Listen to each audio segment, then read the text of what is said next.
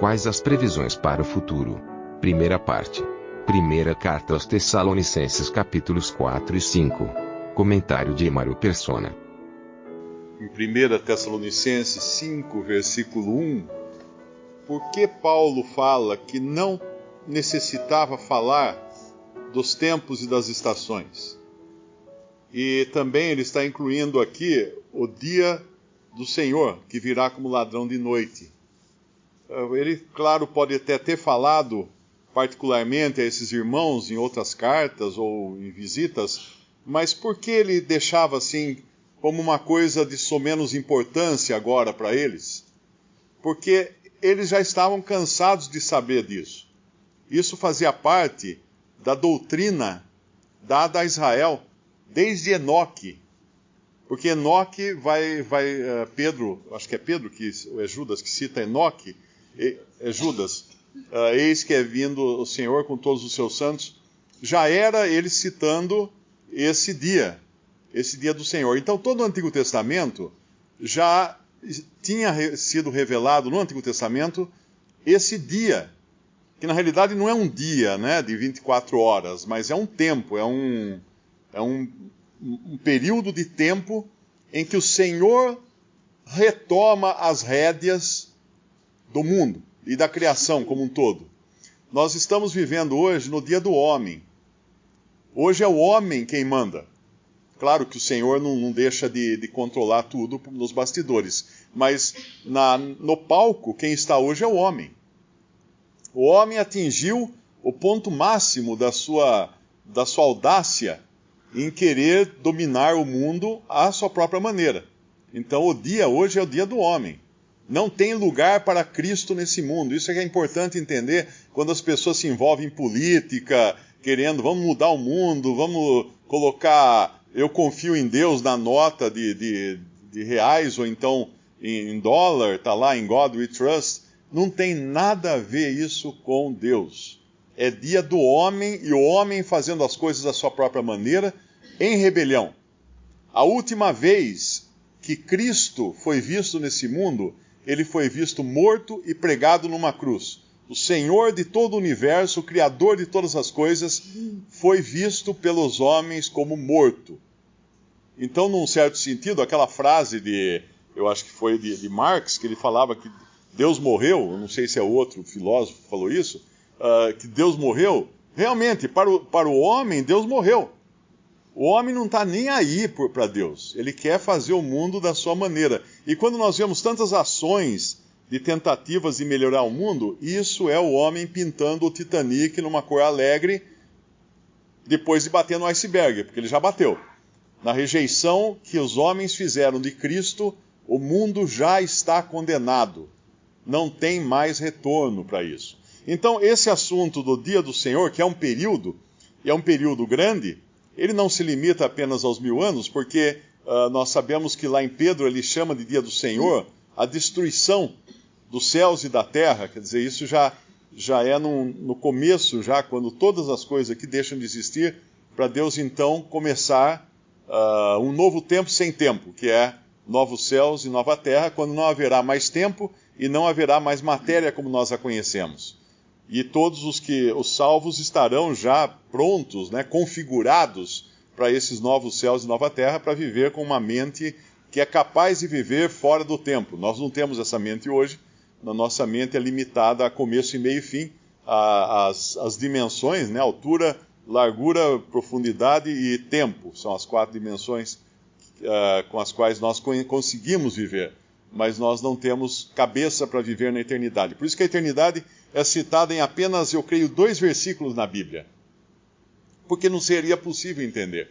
Muitas pessoas confundem, quando fala do milênio, como se fosse isso o destino eterno dos cristãos. Não é. Inclusive tem, é o reino de Cristo, né? Tem no Antigo Testamento, em Isaías, passagens que falam que o boi comerá palha com a ovelha, e tudo isso, mas isso é no milênio na terra. Não vai ter boi, o leão, né? O leão comerá palha. Não vai ter leão no céu, não vai ter ovelha no céu, não vai ter cachorro no céu. Sinto muito os que adoram seus pets, né? Seus cachorrinhos. Não terá cachorro no céu. Existirão seres humanos no céu, salvos, redimidos por Cristo. Só aqueles que têm o Espírito que Deus soprou lá em Adão no começo, são seres humanos, os cachorros não têm, os animais não têm o Espírito, eles têm alma e corpo apenas, têm sentimentos e têm a mobilidade do corpo, mas não têm Espírito. Então, todos entrarão nesse estado eterno, mas é claro que alguns entrarão nisso condenados, que será o juízo final. Porém, do juízo final não participam os salvos por Cristo. Tem muitos cristãos hoje que estão enganosamente pregando e sendo pregados como se terão de passar pelo juízo final, quando na realidade o Senhor falou, né, quem ouve a minha palavra e crê naquele que me enviou, tem a vida eterna, não entrará em juízo, não entrará em condenação. Muito claro que não há condenação mais para aqueles que estão em Cristo Jesus. Não há de que um crente ser julgado.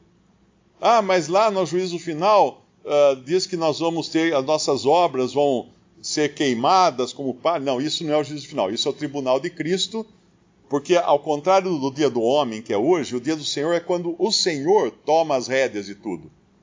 Aí ele vai agir em toda a criação, de sua própria vontade, não mais dependendo do homem ou deixando o homem agir à sua própria maneira. Então, quando muitos misturam, né, que o crente está esperando não apenas o dia do Senhor, para o Senhor vir julgar todas as coisas e tal, estabelecer o seu reino aqui na terra, não é isso.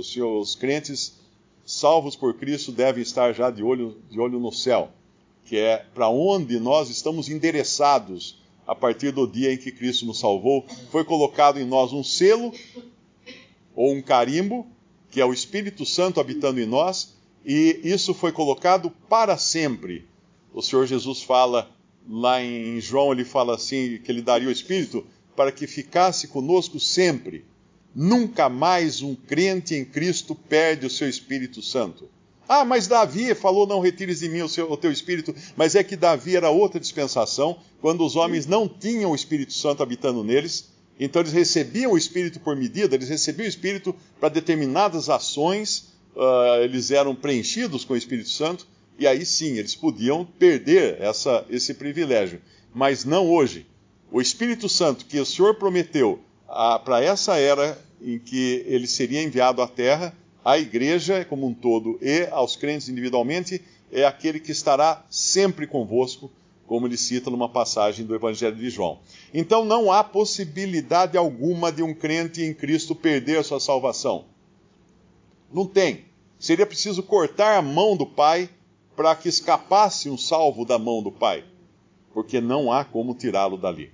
E a confusão que se faz, é claro, é entre o tribunal de Cristo, de que Coríntios fala, que é quando nós receberemos, em 1 Coríntios capítulo 3 ou 4, se não me engano, e depois tem em 2 Coríntios também, que é quando nós receberemos a premiação, ou a recompensa, ou o galardão, pelas obras que nós fizemos aqui nesse mundo, por intermédio do corpo. E isso, claro, Deus vai trazer à tona, o Senhor vai trazer à tona, todas as obras que nós fizemos até antes de sermos salvos, porque nós já tínhamos corpo antes de termos sido salvos. Mas o galardão será dado para aquelas obras que foram feitas em Deus, em Cristo. As obras que Deus preparou de antemão para que andássemos nelas, lá de Efésios capítulo 2. As outras obras que nós fizemos da nossa própria vontade serão queimadas, se transformarão em cinzas. Não restarão mais obras nossas naquele momento, mas só as obras que Deus fez através de nós. Muitos serão salvos, que é aquilo que fala, se a obra de alguém se queimar, este será salvo, porém como que pelo fogo. Ou seja, vai sair com uma mão na frente e outra atrás, mas está salvo, não tem o galardão. Mas os que têm o galardão, claro, irão reconhecer que também não é deles. Nós lançaremos as nossas coroas aos pés do Senhor, reconhecendo que tudo veio dele e nada veio de nós. Visite Respondi.com.br. Visite também 3minutos.net.